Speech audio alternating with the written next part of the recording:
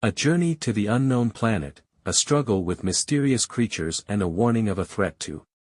In the depths of space, aboard a spacecraft called Nemesis, a crew of 7 individuals from different nationalities was on a mission to explore a new planet believed to contain vital resources to save Earth, which was suffering from a catastrophic shortage.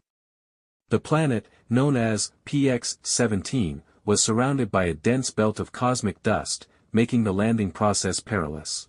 Nevertheless, the crew was excited about the mission, especially after initial scans revealed strange signals that could indicate the presence of life.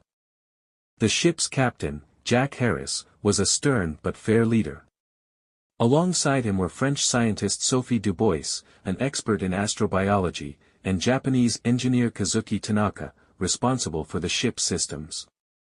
There was also Russian geologist Viktor Korshin, Indian programmer Asha Prakash, Cuban physician Miguel Ruiz, and former American soldier Sam Carter, assigned to protect the crew. After days of navigating space, they reached the planet and began their descent. Despite taking precautions, the ship sustained minor damage due to the cosmic belt. However, what was more concerning was that the signals they were tracking began to change. They seemed to be moving. After landing on the planet's surface, the scene before them was mesmerizing. Strange terrains of blue and silver hues, with a sky filled with clouds resembling slow-moving hurricanes. Amid this alien beauty, an uneasy feeling crept over them, as if they were being watched. The crew started exploring the area around the ship, discovering massive structures that resembled ancient stone buildings. These structures were covered in strange carvings that looked like writing but seemed more like living symbols moving faintly on the surface as if they were breathing. Sophie suggested they might have stumbled upon evidence of an advanced civilization that once thrived here. But Sam, with his military background, had a different feeling. These aren't ordinary ruins.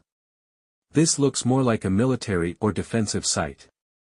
As they analyzed the carvings, strange noises began echoing around them, like the planet itself was groaning. They decided to return to the ship, but on the way back, Victor suddenly vanished. They heard his scream from a distance and ran towards it, finding his helmet lying on the ground, his eyes wide open, but he was motionless. His body was frozen, and his face bore an expression of indescribable terror. The crew decided to bring Victor back to the ship, but as they did, the ship's systems began to experience inexplicable malfunctions. Screens displayed incomprehensible symbols, as if the system was being hacked. Asha tried to regain control, but it seemed the system had become a living entity speaking in an unknown language. With tensions rising, Jack proposed sending a distress signal to Earth, but the signal wouldn't go through. It felt as if the ship was trapped under an invisible dome blocking all communication.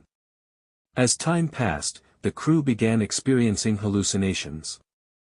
Sophie saw shadows moving in the corners, while Kazuki heard a voice calling his name in his mother's tongue, even though he was alone.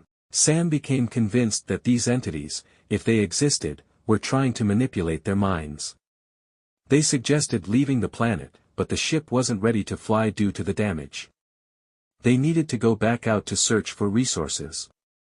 When they ventured out again, they discovered that the stone carvings had started to change. The symbols glowed with a deep crimson hue, and the ground beneath them began to tremble. Suddenly, strange creatures emerged from the rocks. They resembled moving shadows but had elongated limbs and glowing eyes. They moved swiftly, attacking the crew with what seemed like lethal sound waves, sonic vibrations that made their brains scream in pain. In the chaos, Kazuki was killed, and Miguel vanished into the darkness like Victor. The rest of the crew tried to retreat to the ship, but the creatures had started attacking directly now, as if they understood their intentions. Sophie and Asha decided to stay behind to distract the creatures while Jack and Sam worked to repair the ship's systems. In the end, Jack and Sam managed to activate the ship, but the cost was devastating. Only the two of them returned to Earth, carrying recordings and images of these creatures and carvings. Though they reported what happened, the authorities chose to keep it classified. But Jack knew the truth, those creatures weren't just trying to kill them. They were trying to warn them. Something far greater was about to awaken, and it was heading to Earth.